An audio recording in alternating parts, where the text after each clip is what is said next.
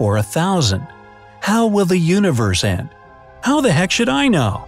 Hey, nobody knows for sure, but we can gather all the existing theories together and find out. Good thing we've got this time projector here to check it out with our own eyes.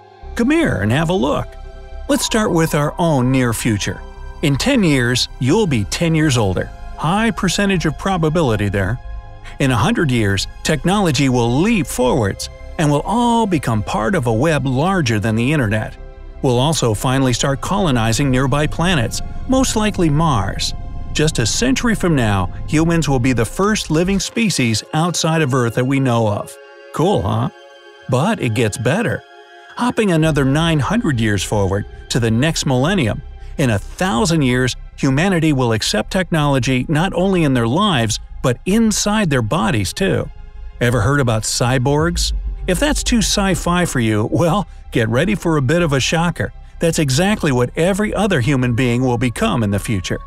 And here goes. 10,000 years from today, Antares, the red supergiant star that is 15th brightest in our night sky, will explode in a supernova. This glorious event will be visible with a naked eye even in broad daylight, if there still is a human eye to behold it.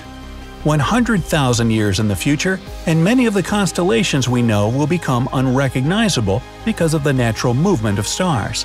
At nearly the same time, VY Canis Majoris, another super bright star, will explode in a hypernova, a much more powerful version of a supernova, destroying dozens or even hundreds of nearby planets and their satellites. And Earth will celebrate the distant anniversary by a supervolcanic eruption, with hot magma and volcanic ash covering thousands upon thousands of square miles of land.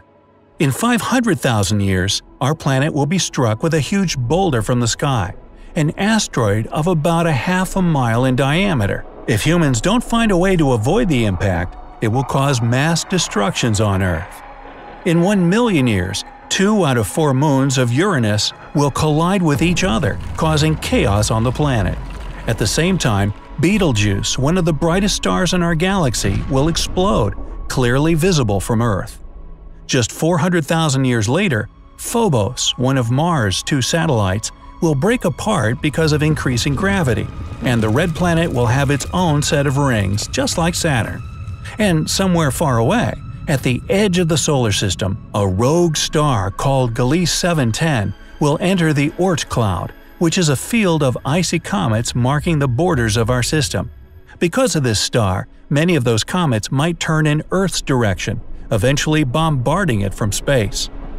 110 million years from now is when the Sun will become 1% brighter. It will change the climate on every planet in the solar system, ever so slightly, making it hotter and hotter still.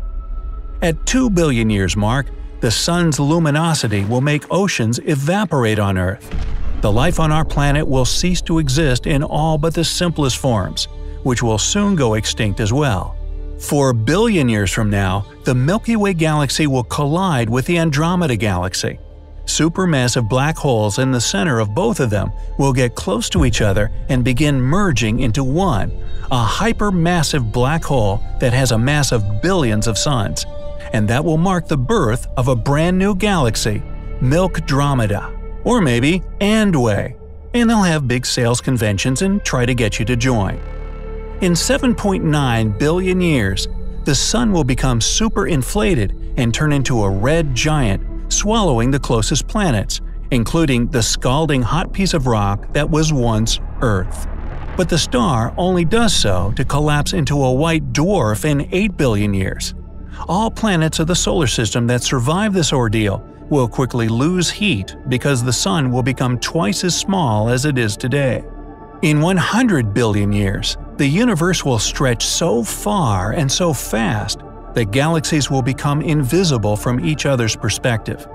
The universe is constantly expanding, and the rate of this stretching is growing too. Some say it's faster than the speed of light, which makes it impossible to see the actual edge of the universe by any means. In 1 trillion years, new stars will stop appearing in space. The ever-expanding universe will stretch so much that the distance between stars and galaxies is just too big. There will be no gas clouds, and thus no material for new stars to take shape. In 100 trillion years, the degenerate era will begin.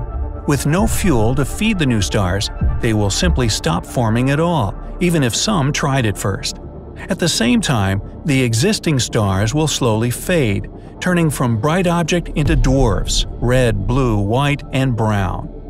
In 120 trillion years, only white and brown dwarf stars will remain where normal stars have once been. All of them will have lost all their fuel, and space will be scattered with the fading remnants of stars. The universe will become a dark place to live in. Occasional brown dwarfs will collide with each other, merging into red dwarfs for short periods of time. But in the end, with no fuel to burn, those too will be extinguished, and there will only be darkness. In 1 quadrillion years, all planets will be thrown out of their orbits and sent drifting into the cold, dark outer space.